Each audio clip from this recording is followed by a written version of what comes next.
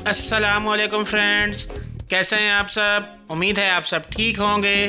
मैं हूं हसन बिलाल और आप देख रहे हैं किचन विद हसन। आज मैं लेके आया हूं आपके लिए दाल और कद्दू की रेसिपी। ये रेसिपी बहुत ही मज़ेदार बनती है और बहुत ही लाजवाब बनती है। झटपट हम इस रेसिपी को बनाएंगे, एंड तक देखिएगा। तो स्टार्ट करते हैं इस रेसिपी को। बिस्मिल्लाहिर्रहमानिर्रहीम। सबसे पहले हम ले लेंगे चना की दाल, तकरीबन 250 ग्राम। इसको हमने अच्छे से वॉश कर लिया है। इसको हमने बॉयल करना है पहले। जब ये हल्की सी बॉयल होना शुरू हो जाए उसके बाद हमने इसमें कद्दू शामिल कर देना है। तकरीबन ये भी 250 ग्राम हमने शामिल करना है क्यूब्स में कट करके। सबसे पहला काम, हमने दाल और कद्दू को अच्छे से बॉयल कर लेना है। उसके बाद इसकी तैयारी करेंगे मिसाले की। बिस्मिल्लाहिर्रहमानिर्रहीम। सबसे पहले हम ले लेंगे ऑयल तकरीबन आधा कप, और उसके बाद इसमें शामिल कर देंगे हम प्याज, तकरीबन 2 अदद चॉप किया हुआ प्याज हमने इसमें शामिल करना है। प्याज शामिल करने के बाद हमने इसको बहुत ही अच्छे से सौते कर लेना है। ज़्यादा हमने इसको डार्क ब्राउन नहीं करना, क्योंकि अक्सर दाल जब बनाई जाती है तो उसमें डार्क ब्राउन प्याज अच्छा नहीं लगता। तो हम इसको लाइट ब्राउन करेंगे, ज़्यादा इसको कलर नहीं देंगे। प्याज हमारा, चेक कीजिएगा व्यूवर्स, अच्छे से लाइट ब्राउन हो चुका है। अभी स्टेज पे हम इसमें टमाटो प्यूरी शामिल कर देंगे। तकरीबन 2 से 3 अदद टमाटर, उसको अच्छे से ब्लेंड कर लिया था मैंने, वो इसमें शामिल कर देंगे और इसको अच्छे से हम मिक्स कर लेंगे।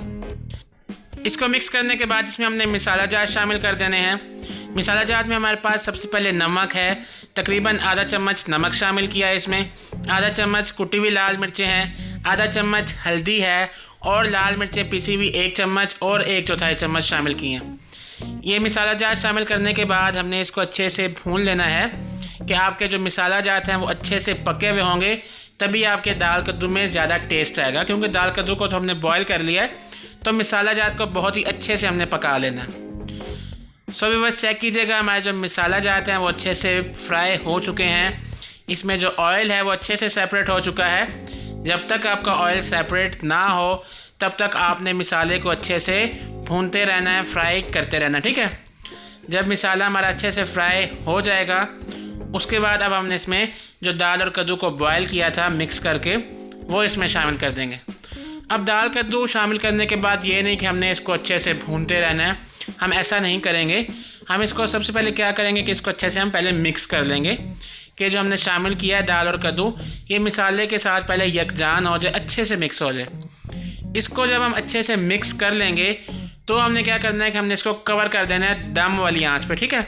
जो हम चावलों को दम लगाते हैं ना, उस आंच पे हमने इसको रख देना है 10 से 12 मिनट के लिए। साथ ही थोड़ी सी हरी मिर्चें और धनिया भी शामिल कर देंगे, और दम वाली आंच पे हम इसको रख देंगे तकरीबन 10 से 12 मिनट के लिए।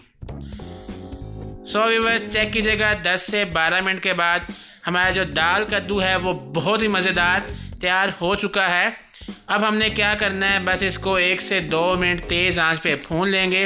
वैसे ज़रूरत नहीं है, हमारे दाल कद्दू की रेसिपी तैयार है। बस हल्का हल्का इसमें पानी कहीं कहीं नज़र आ रहा है, तो उसको ड्राई करने के लिए हम 1 से 2 मिनट इसको भून लेंगे। अगर आपको हल्का हल्का पानी अच्छा लग रहा है तो आप इसको ड्राई मत कीजिएगा। 1 से 2 मिनट बस हमने इसको तेज़ आंच पे भूनना है, और हमारे दाल कद्दू की जो रेसिपी है वो तैयार हो जाएगी।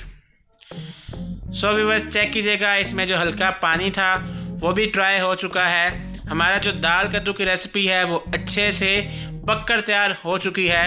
अगर आपको हमारी ये रेसिपी अच्छी लगी है तो काइंडली हमारी रेसिपी को, हमारी वीडियो को लाइक और शेयर कर दीजिए करें। साथ ही हम इसमें थोड़ा सा धनिया शामिल कर देंगे गार्निशिंग के लिए। सो अगर आपको हमारी ये रेसिपी अच्छी लगी है तो हमारी वीडियो को काइंडली लाइक और शेयर कर दीजिएगा, और हमारे चैनल को भी लाजमन सब्सक्राइब कर दीजिएगा। सो मैं मिलूँगा आपसे नेक्स्ट वीडियो में एक न्यू रेसिपी के साथ। तब तक अपना और अपने प्यारों का ख्याल रखिएगा, और मुझे दुआओं में लाजमन याद रखिएगा। अल्लाह हाफिज़।